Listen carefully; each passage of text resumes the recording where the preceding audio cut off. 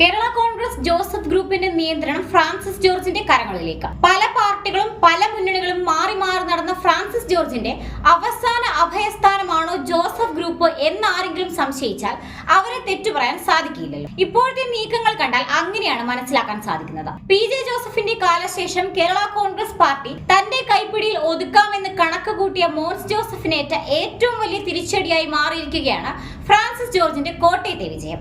ഒരു ഗതിയും പരഗതിയും ഇല്ലാതെ അലഞ്ഞു തിരിഞ്ഞു നടന്ന ഫ്രാൻസിസ് ജോർജിന് PJ ജോസഫ് അഭയം കൊടുത്തപ്പോൾ അത് തനിക്ക് ഒരു പാരയാകുമെന്ന് മോൻസ് ജോസഫ് സ്വപ്നത്തിൽ പോലും വിചാരിച്ചു കാണില്ല. MP ആയ ശേഷം കേരളത്തിലെ വിവിധ സ്ഥലങ്ങളിൽ ഫ്രാൻസിസ് ജോർജിന് ലഭിക്കുന്ന സ്വീകരണങ്ങൾ മോൻസിന്റെ ഉറക്കം കെടുത്തുകയാണ്. തൂണും ചാരി നിന്നവൻ പെണ്ണിനെയും കൊണ്ടുപോയ അവസ്ഥ തനിക്ക് വരുമോ എന്ന ഭയപ്പാടിലാണ് ഇപ്പോൾ മോൻസ് ജോസഫ്. ഫ്രാൻസിസ് ജോർജിനെ കോട്ടയത്ത് നിന്ന് ജയിപ്പിച്ചത് അബദ്ധമായി പോയി എന്നാണ് ഇപ്പോൾ മോൻസിനെ അനുകൂലിക്കുന്നവർ അടക്കം പറയുന്നത്. മോൻസിനെ സംബന്ധിച്ചിടത്തോളം കോട്ടയം ജില്ലയിൽ മാത്രമാണ് വേരുകളുള്ളത്, അതും പ്രത്യേകിച്ച് കടുത്തുരുത്തിയിൽ മാത്രം. എന്നാൽ ഫ്രാൻസിസ് ജോർജിന്റെ സ്ഥിതി തികച്ചും വ്യത്യസ്തമാണ്. PJ ജോസഫിന്റെ പിൻബലത്തിൽ കേരളത്തിലെ പല പ്രദേശങ്ങളിലും തന്റെ സാന്നിധ്യം അറിയിക്കാൻ ഫ്രാൻസിസ് ജോർജിന് സാധിക്കുന്നുണ്ട്. ഫ്രാൻസിസ് ജോർജ് തന്നെ ഉപേക്ഷിച്ച് പുതിയ പാർട്ടി ഉണ്ടാക്കി മറ്റൊരു മുന്നണിയിൽ പോയെങ്കിലും PJ ജോസഫിന്റെ എക്കാലത്തെയും വിശ്വസ്തനായിരുന്നു ഫ്രാൻസിസ് ജോർജ്. കോട്ടയത്തിന്റെ MP ആയ ഫ്രാൻസിസ് ജോർജിന് കേരളത്തിലെ പല സ്ഥലങ്ങളിലും വലിയ സ്വീകരണങ്ങളാണ് ലഭിക്കുന്നത്.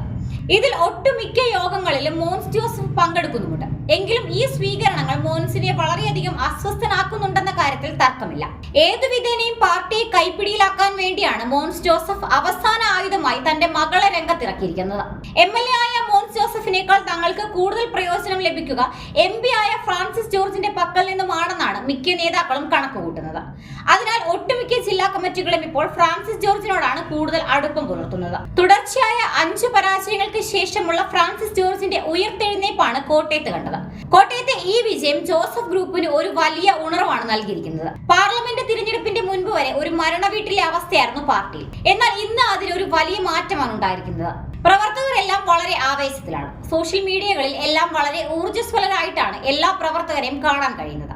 കഴിഞ്ഞ തിരഞ്ഞെടുപ്പിലെ ഇടുക്കിയിലെ തന്റെ പരാജയ കാരണം BDJSന്റെ സ്ഥാനാർത്ഥിത്വമായിരുന്നു എന്ന് മനസ്സിലാക്കിയ ഫ്രാൻസിസ് ജോർജ് നേരത്തെ തന്നെ കോട്ടയത്ത് BDJSന്റെ സാന്നിധ്യം ഉറപ്പിക്കാനുള്ള കരുക്കൾ നീക്കിയിരുന്നു. ഫ്രാൻസിസ് ജോർജിന്റെ ഈ രഹസ്യമായുള്ള അണിയറ നീക്കങ്ങൾ മോൻസിനെ അറിയിക്കാതെയായിരുന്നു. ഒരു പരിധിവരെ മോൻസിനെ ഭയപ്പാടോടെയാണ് ഫ്രാൻസിസ് ജോർജ് കണ്ടിരുന്നത് എന്ന് കരുതാം. മനസ്സില്ലാ മനസ്സോടെയാണ് ഫ്രാൻസിസ് ജോർജിന്റെ സ്ഥാനാർത്ഥിത്വത്തെ മോൻസ് അംഗീകരിക്കാൻ തയ്യാറായത്. തിരഞ്ഞെടുപ്പിന്റെ ആദ്യ നാളുകളിൽ ഫ്രാൻസിസ് ജോർജിനെ പരാജയപ്പെടുത്താനുള്ള രഹസ്യ നീക്കങ്ങൾ മോൻസ് ജോസഫ് നടത്തിയിരുന്നു.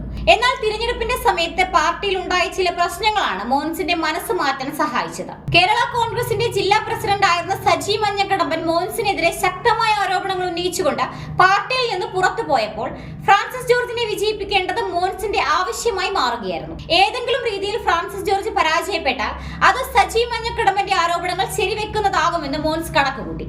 അവസാന സമയത്തെ സജി മഞ്ഞക്കടമ്പന്റെ മുന്നണി മാറ്റം മൂലം ഫ്രാൻസിസ് ജോർജിന്റെ ജയത്തിനു വേണ്ടി മോൻസ് വളരെയധികം കഠിനാധ്വാനം ചെയ്തതും BDJSന്റെ സ്ഥാനാർത്ഥിത്വവുമാണ് ഫ്രാൻസിസ് ജോർജിനെ വിജയത്തിൽ എത്തിച്ചതെന്ന് നിസ്സംശയം പറയാൻ സാധിക്കും. ഫ്രാൻസിസ് ജോർജിന്റെ വിജയം മോൻസ് ജോസഫിന് ഒരു പാരയായി തീരുമോ എന്നറിയാൻ ഏറെ നാളുകൾ കാത്തിരിക്കേണ്ടി വരില്ല.